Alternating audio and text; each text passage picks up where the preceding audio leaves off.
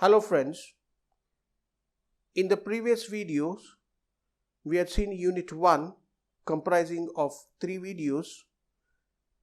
First one was Corporate Communication, Scope and Relevance, where we saw introduction, definition, scope, corporate communication in India, need and relevance. In the second video we had seen the key concepts in the corporate communication, that is corporate identity, meaning, features, corporate image and corporate reputation. And the third video, we had seen the ethics and laws in corporate communication, that is the importance of ethics and corporate communication and professional code of ethics, and mass media laws pertaining to defamation, invasion of privacy, Copyright Act, digital piracy and the Right to Information Act. Now we are into Unit 2. First part of Unit 2 is your understanding public relations. Now in this unit we are going to see the fundamentals of public relations, where look into the meaning, definition, essentials, objects, scope, significance and reasons for the growth of public relations. Fine. Now when we talk about public relations, let me first introduce what exactly is this topic about. Today we live in the age of interdependence, as we are reliant upon one another for satisfaction of our social, economic, political and religious need. We do not come across individuals, groups, corporations, governments and nations who are able to achieve or do any activity without the help of others. Friends, mutual dependence of individuals, groups, corporations has magnified the importance of human relationship in contemporary life. There is employer-employee relationship in the society and business relationship, buyers and sellers relationship, investors and corporate relationship, subordinate and superior relationship, and also the dynamics of small group relationship. The opinion of individuals, that of group or of the public, cannot be ignored for the success of any business. Human relationship and its interrelationship in contemporary life is natural as essential. Now let us see into the meaning of public relations. Let us first understand the meaning of publics. Now public is a group of similar individuals, an assortment of persons having similar interests, problems, goals and circumstances. In short, public is any group of people who share a common interest. We find public has its own likes and dislikes, which sometimes can even be strong. Employees are one form of public and employers are another form of public. Other members of the public are your dealers, your wholesalers, your brokers, your investors, and each of this group tries to attract a distinct audience with its varied tools and techniques. Now let us see what is relations in public relation. Now a relation is the outcome of mutual understanding which is derived from the process of sharing of common interest. Now the need to establish relations with one another is created because of human wants. As I told you, interdependency is the major reason why relationships are developed, and the respective wants of two individuals will affect their relationship. And to understand any relationship, one must understand the wants of those involved. Now we have first learned what is public and what is relations. Now if we combine these two aspects, we come across public relations. By integrating of the above two elements, public and relations, we get public relations, and it is a profession that is a part and parcel of management function. Now let us look into the definition of public relations by Edward Bernays. What does he state? Public relation is the attempt by information, persuasion and adjustments to engineer public support for an activity, cause, movement or institution. So you find public relation is nothing but an attempt for exchanging of your information. Next we come up to what are the essentials of this public relations. What are the elements that we look into the public relations? The first element is human relations. What does human relations mean? It means getting along well with the publics, both the internal publics and the external publics. Each person working in an organization has to get along with others. No person can work in vacuum. Mind it. He should be aware of the others and also show interest in the progress of others as he does in his own self. It is only then, it's a give and take policy, it's only then the relationship is developed. So the first element of public relationship is that you should have human relation. Next is empathy. How do you feel towards the other person is important. Empathy is a feeling towards other person. It can be regarded as a primary prerequisite for satisfying experience in a relationship where a certain degree of understanding is expected. Empathy should be present in day-to-day interaction of managers of the public relations, which will promote the quality of understanding. Next element is persuasion. Now, there exist two forms of intercourse between individuals and groups. They are force and persuasion. If one party forces another to do something instead of persuading, it is called despotism. It is against the principles of proper conduct which is sanctioned by the society. A sense of human interest on the person who is being persuaded will understand and appreciate its cause and effect. Persuasion is always result oriented. Next one is a dialogue. What is a dialogue? Any conversation with the purpose is termed as a dialogue. I said with a purpose. Now if you don't have a purpose, that's an argument. If there is a purpose between the conversation, then there is termed as a dialogue. It is not a bargain or a basement transactions with bickering, but it is a low form of negotiations. Dialogue is an exchange of ideas which are reasonable and bring in new form of knowledge. Dialogue is used for influencing behavior, selling goods, for inspiring ideas. And the last essentials of public relation is communication. Without communication, human relationship does not exist. Communication is the heart of public relations. It should be not one-way communication. It should be two-way communications, and all the barriers to communication should be taken care of. There should not be a misunderstanding. There should not be miscommunication. The communication should be a two-way communication. Next we come out to the objectives. What are the objectives of public relations?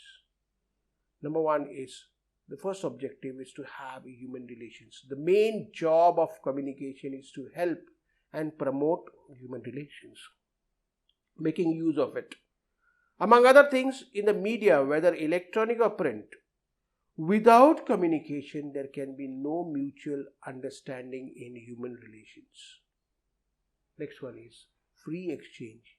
The communication should be free. Due to two-way communication, there is free exchange of information and ideas, which is an opportunity to all the employees in understanding and accepting the messages, acting accordingly and giving a feedback, fostering better relations.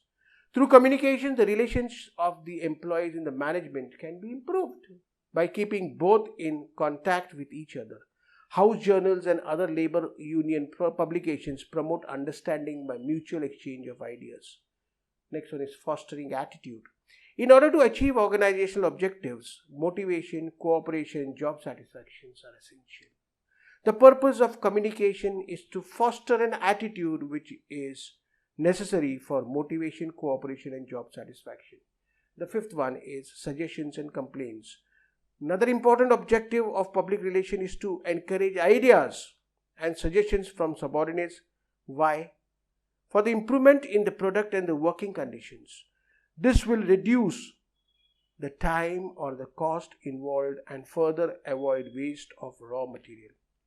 Sixth one is to discourage misinformation. The major cause of misunderstanding often comes to misinformation. The objective of communication is not only to pass and exchange policies, rules, orders, procedures, but also to avoid distortions in communication. This objective includes discouraging the spread of misinformation, rumors, gossips, and release of emotional tensions by the workers. Seventh one is understanding. Lack of mutual understanding is one of the main causes for the conflict in an interpersonal situation.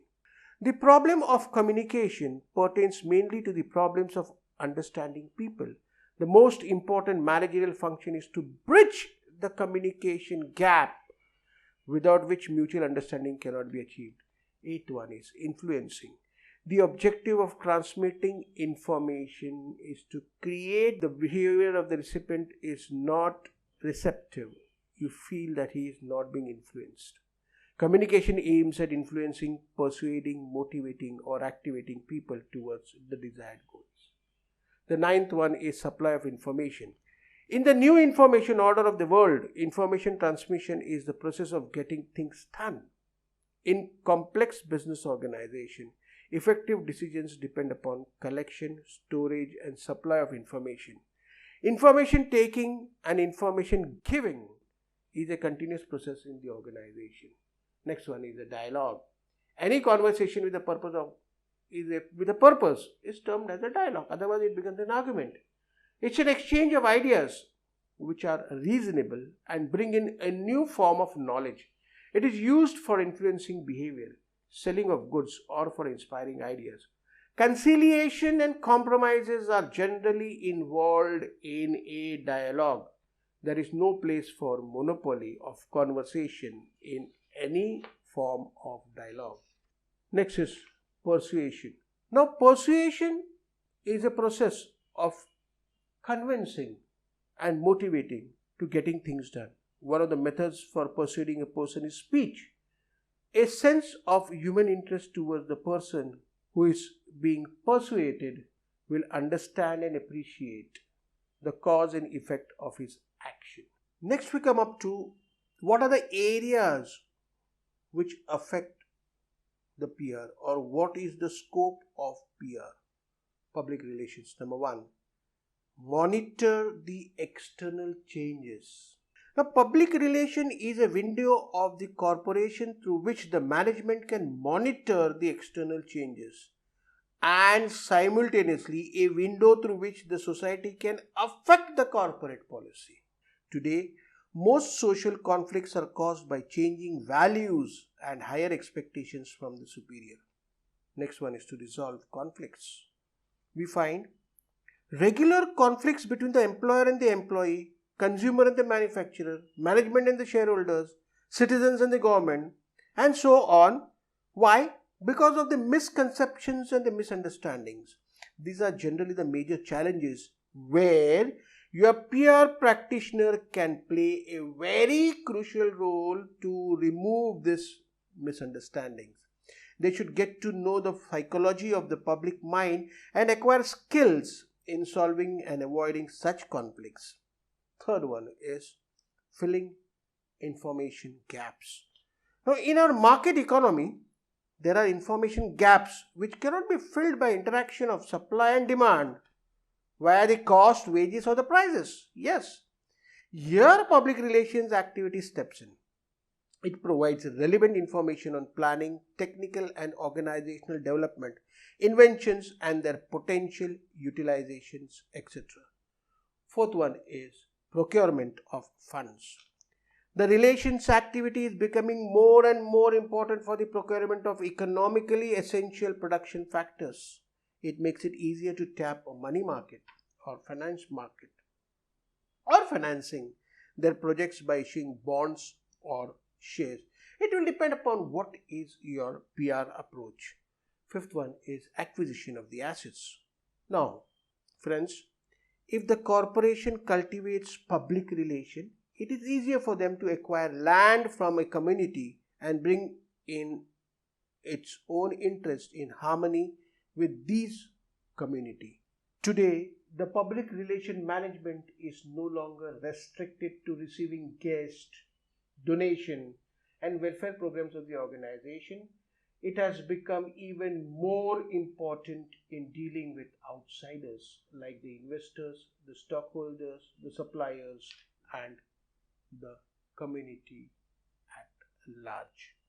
Next one is public relation has wider scope. It is not restricted to the internal part of the organization, but it also covers the external areas of the organization, which are very more important because the external factors, the external environment affects the organization to a larger extent. Next, we look into what is the significance of public relations in business. Now, in any kind of human activity, may it be in industry, commerce, education, health, local government, or social service sector, they need to understand the use public relations and communication. One may like it or not like it, but he may do it knowingly or unintentionally.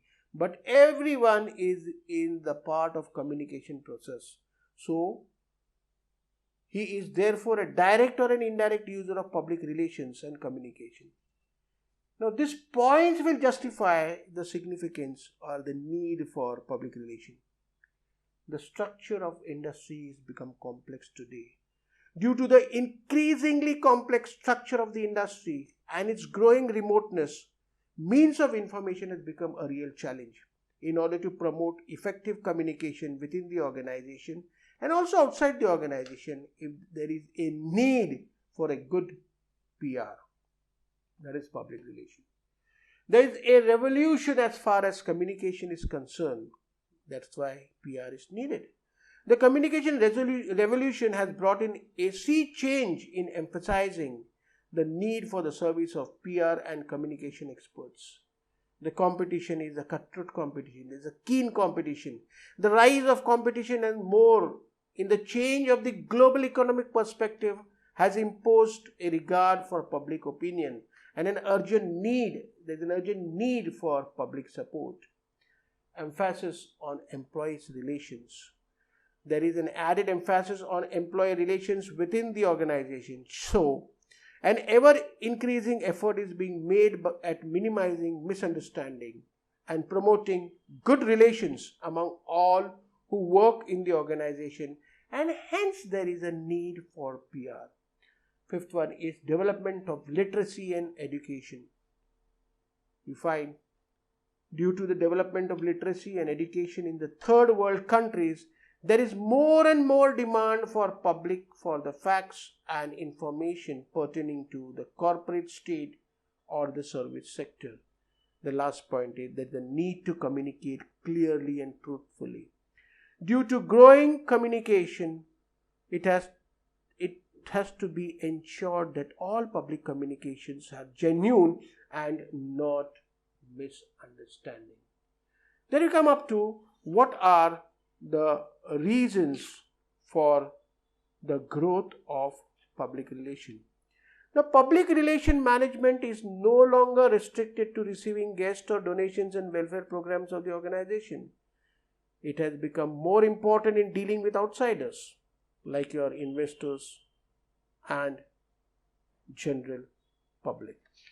Now you see why there is the growth of public relation. First is growth in the size of the organization from the small scale sector to the medium scale sector to the large scale sector.